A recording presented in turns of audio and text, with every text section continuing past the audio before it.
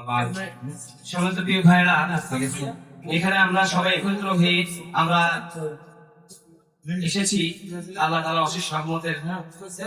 তো আপনাদের সামনে একটা কথা বলতে চাই, আমি সব মানুষ, তো আমরা আসলেই অনেক ভাইরা অনেক কথা বলতো যে আমরা ঐক্যবদ্ধ না, এটা না থাকার কারণে আজকে মনে করেন যে আমরা এমন একটা পর্যায়ে চলে গিয়েছি, বাংলাদেশের জাতীয় খেলা হার হলো, তো যে একটু উপরে উঠতে চাই তাকে আমরা পা ধরে টানি না। এটা হচ্ছে আমাদের অভ্যাস।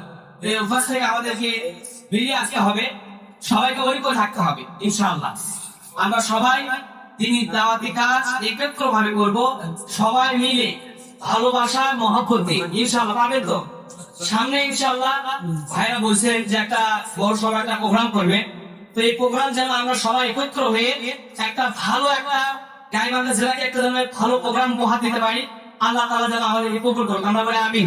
এই বলে আমার বক্তব্য শেষ করছি। আমার নাম এম সাইদ হোসাইন, আমার বাসা গোবিন্দগঞ্জ কামদিয়া ইউনিয়ন দিঘিরহাট বাজারে। আমি বগুড়ায় অধ্যয়নরত শিক্ষাগত। ইনশাআল্লাহ আপনারা আমার জন্য দোয়া করেন।